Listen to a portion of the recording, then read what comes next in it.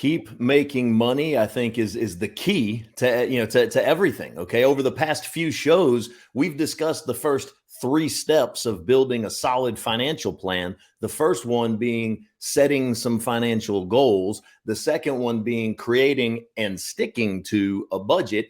And the third one, last week, we spoke about mitigating risk. So in today's Meat on the Bone segment, I am going to discuss the fourth step of building a solid financial plan, which is building wealth. So it kind of goes in hand with Jam Master Jay's words of wisdom saying, keep making money, right?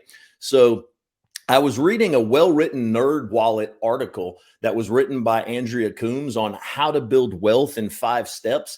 And I really wanted to bring that to today's show, rather, just because these simple rules, they're 5 simple rules that will help your retirement savings keep it on track for the long haul, which means that the future you, who is going to be financially secure, and who doesn't like the sound of that, right, Matt? Oh yeah, definitely. It's that is music to my little ears here. Right. The first step is to automate your savings. Think about that. Automate your savings. We talk about that a lot on this show. Life is busy. Maybe you've noticed. That means that you need to make sure you're contributing to your retirement account automatically, because whatever the crisis of the moment is, whether it's paying off a credit card or paying off your car loan or mortgage note, that's going to feel much more important in the moment than saving money for some future date that may be decades away. So you want your money working quietly for you in the background, no matter what's happening in your life or in the world. And that's where automatic savings comes in. An added benefit to auto savings plans is that you get to think less about your retirement account. And why would you ask that ignoring your account is a good thing? Well, because when the market's tanking and your account balance is trending down, you don't want your hands anywhere near the sell button as long as you still have time for a complete recovery to happen. Now, if you're within 5 years of retirement or you're already in retirement, you don't necessarily have the time to let it come back. And I have solutions for you that you can discuss. The second step is to revisit your savings every single year, at least once a year. As we've been saying, when you're investing for a date that's far into the future, it is absolutely fine to let your money just sit there quietly enjoying the highs and the lows, surviving those lows of the financial markets. But it's true also that you probably shouldn't ignore your account entirely. Okay. And here's why. Thanks to the market's gains and losses, your original asset allocation, which means how you divvied up your money amongst the different types of assets, is going to shift, and it will eventually get out of whack. So for example, say that when you first opened your account, you decided to go with a 70% risk portfolio.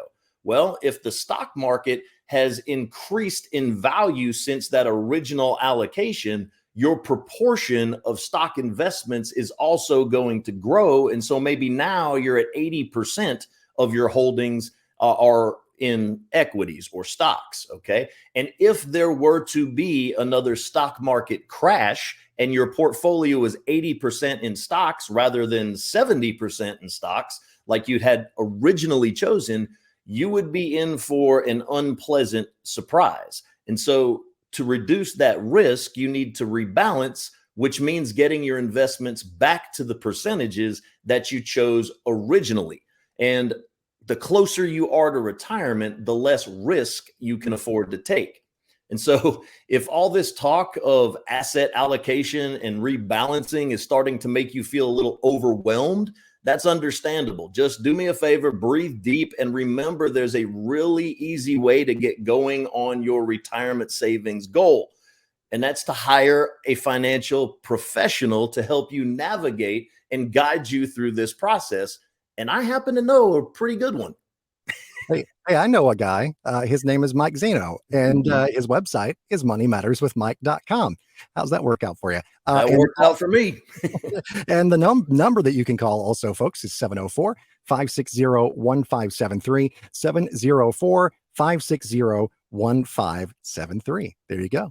There you go. Number 3 on the list to building financial wealth is to hike your savings rate.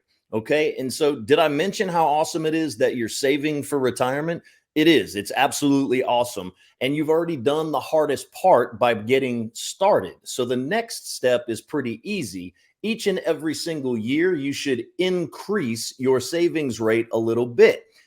It's easy because you can do it if you just set your mind to doing it. Let's say you get a raise or you get a bonus or you get some unexpected found money. Why not just send a little bit of that to your future self by increasing your savings rate? And if the year isn't great financially, you can always choose not to do it. And so small increases in your contribution rates can have a huge effect on your future financial security. Remember how you need to visit your account once a year to rebalance? On that same date every single year, see if you can't just inch up your savings rate just a little bit higher, or even easier, if your 401k gives you the option to switch for an annual auto increase, go ahead and flip that switch right now.